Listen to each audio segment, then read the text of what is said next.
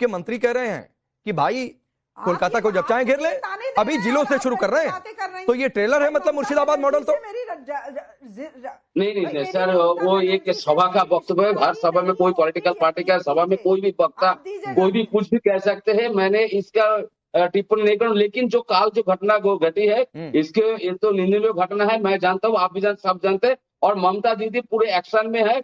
आज सुबह 10 बजे तक 120 के ऊपर लोगों को गिरफ्तार किया गया था। आज अभी भी गिरफ्तार चल रहा है और टोटल रिपोर्ट मेरे पास अब आ जाएगा मेरे पास। और दूसरा बात है, सुबह 10 बजे के अंदर लोकल दो सांसद, शमशेरगढ़ जंगीपुर का सांसद, जंगीपुर का जो लोकसभा सीट है वहाँ का जो सांसद है, 2 विधायक है, सब मिलकर रूपबाज कर रहे हैं, उनका घर जा रहा है। और दूसरा बात है, वहाँ पर 163 जो धारा लागू किया गया काल से लागू है, और जो भी लोग, जो बदमाश लोग जो भी दंगा किया, जो भी आग जलाए, इन सभी को गिरफ्तार किया जाएगा। और आप लोग चिंतित है।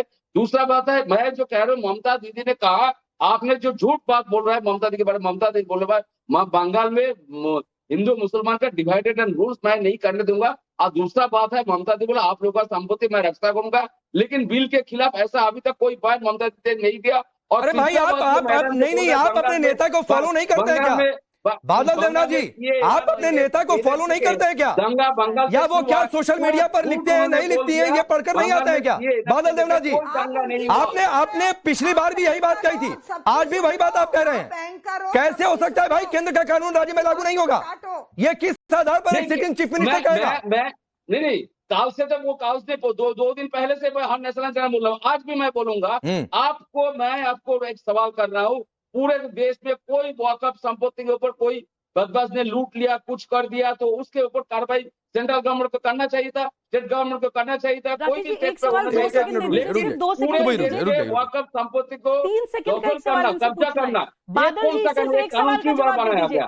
इसका क्या जरूरत था? मैं तो वही बोलूंगा, पार्लियामेंट के दोनों हाउस से पास जो कानून आया है उसको आप नहीं मानेंगे, आप देश से बाहर है क्या? संपत्ति को लूट लेना केंद्र सरकार का कोई जरूरत था? कौन सी जहाँ पर गलत हुआ वहाँ पर आप जाइए। अरे कैसे गलत हो गया बादल देवनाथ जी? 8 तारीख को मुर्शिदाबाद में हिंसा होती है, 8 तारीख को मुर्शिदाबाद में हिंसा होती है, फिर 11 तारीख को ही मुर्शिदाबाद में हिंसा हो जाती है। 2 लोग मर गए हैं, 2 लोग मर गए हैं। लेकिन राकेश जी, बादल देवनाथ जी, 2 लोग मर गए हैं। क्या हुआ? आपकी चीफ मिनिस्टर ये कह रही है कि हम ये कानून को राज्य में लागू नहीं होने देंगे। कोई चर्चा नहीं कर रहे। कैसे संभव है ये? क्या कर रहा है? आप बरगला रहे हैं लोगों को। आज आगरा में क्या हुआ? अब आगरा के बारे में तो चर्चा होना। क्या हुआ आगरा में? राजस्थान में क्या हो रहा है? क्या हो गया आगरा में? इसके बारे में चर्चा होना। क्या हो गया आगरा में? लेकिन बंगाल का बदनाम और ममता क्या हो गया आगरा में? आप लोग नेशनल करते हैं। 1 मिनट रुकिए, क्या हो गया आगरा में? लेकिन उसमें कोई अरे क्या हो गया बादल देवनाथ आगरा में? नहीं होता। क्या हो गया आगरा में?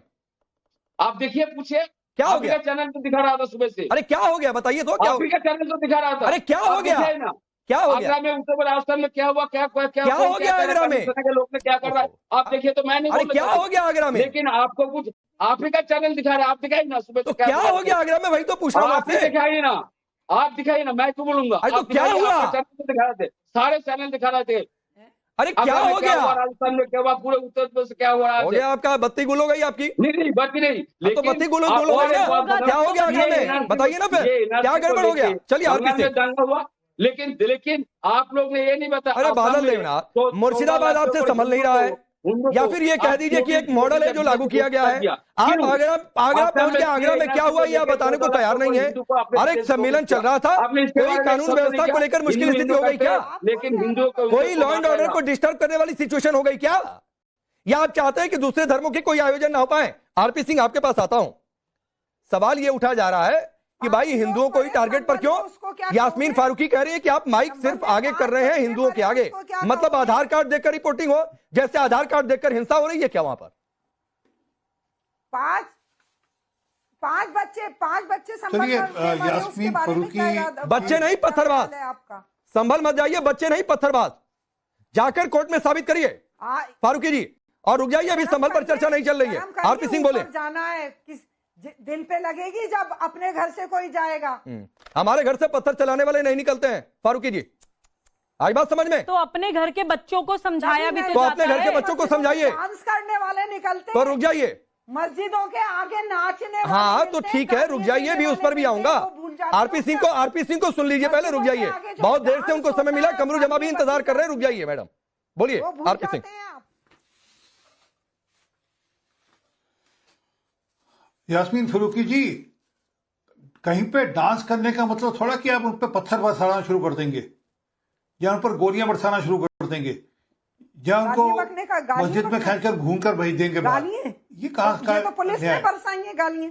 सुनिए, मैंने आपको तो घूम के पुलिस ने भेजा है पत्थरबाजी के बजाय। मैंने टोका क्या?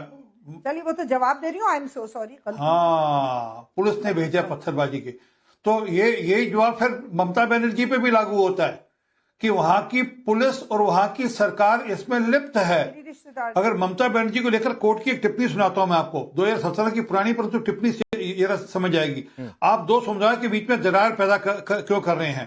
दुर्गा पूजा और मुहर्रम के लेकर राज्य में ऐसी स्थिति नहीं बनी, उन्हें साथ रहने दीजिए, ये कोर्ट ने टिप्पणी की थी ममता बनर्जी को लेकर। जो जय श्री राम के नारे लगाने पर लोगों को अरेस्ट करा देती हूँ, जो जय श्री राम के नारे पर आपत्ति करती हूँ, जो वहां पर सरस्वती पूजा को लेकर दिक्कत खड़ा करती हूँ, जो दुर्गा पूजा का जो दुर्गा विसर्जन होगा दुर्गा पूजा के बाद, उसको रोककर मुहर्रम का पहले जुलूस निकलेगा, इस पर कोर्ट का ऑर्डर लाने पड़ते हैं। नहीं, दुर्गा पूजा का विसर्जन भी होगा, दुर्गा विसर्जन भी होगा। तो ममता बनर्जी का ट्रैक रिकॉर्ड है, वहां के नेता, उनके पार्टी के विधायक सरेआम कहते हैं कि नहीं, सरेआम कहते हैं कि हम यहाँ पे शरीयत लागू करेंगे, उनके विधायक, उनके मंत्री वहां पर सरेआम कहते हैं हम यहाँ पे शरीयत लागू करेंगे। तो दिखता है ना किस प्रकार की सोच है। अरे रुको दोस्त, मैंने ये दिक्कत है, शीशे की बात, अरे एक मिनट रुको दोस्त, शीशा दिख रहा है ना, शीशा चुभने लगा, अब शीशा चुभने लगा। और बार एक ही बात है, ममता बनर्जी के ऊपर दोष देते हैं आप, लेकिन ये झूठ बोलने का क्या जरूरत है? अरे अच्छा, ये मेरा चैलेंज लीजिए, जो मैं जो बयान पढ़कर सुना, मैं जो कोर्ट की टिप्पणी सुना रहा हूँ, ये कोर्ट की टिप्पणी में चैलेंज लेना, झूठ दिख रहा था आपको, और मेरे खिलाफ मुकदमा कर देना अगर आपकी हिम्मत हो तो। लेके घुमा है हिटकौर जी ने तलवार लेकर। अरे गुरुजी की बात छोड़ो, अभी जो बंगाल के अंदर जिसको खड़ा कर रखा है ममता बनर्जी, उसकी बात करो, जो कि होम मिनिस्टर भी है बंगाल की, इंटेलिजेंस उनके पास है। वहां पर सरेआम कहा जाता है कि हम कानून को नहीं मानेंगे, हम कानून को नहीं मानेंगे, ये कहा जाता है, और वहां पर पुलिस आंखें फेर लेती है उनकी तरफ से। आप वहां पर लगातार हिंदू मुसलमान करते हैं और वहां पर मुसलमानों को उकसाते हैं, मुसलमानों को उकसाते हैं। वह कहती है कि मैं बिल नहीं लागू करूंगी, रुकिए, केंद्रीय कानून है। मैं कमरू जमानी को लाता हूं, अभी तक उन्होंने कुछ नहीं बोला है। अरे रुकिए बादल देवनाथ जी, बीच में काउंटर करने का एक नियम होता है, ये मैं सबको बता दूं। अगर कोई किसी के बीच में बोलना चाहता है बोलिए शौक से, लेकिन एक लाइन बोलकर शांत हो जाइए, लगातार टेप ऑन मत किया करिए, जिसकी बारी होती है वही लगातार बोलेगा। बीच में कोई भी काउंटर करता है तो एक लाइन बोलकर शांत हो जाइए अपनी बात। अब रुक जाइए बादल देवनाथ जी, प्लीज, नहीं अच्छा लगता है, सभी शांति से अपनी बात रख रहे हैं, कुछ कमरू जमा जी से सीख लीजिए। रुक जाइए कमरू जमा जी, अरे रुकिए ना प्लीज बादल देवनाथ जी। झूठ बोल रहा है। ठीक है, आपने तो सच की दुकान खोल रखी है, आपने सच की दुकान खोल रखी है, सारी सच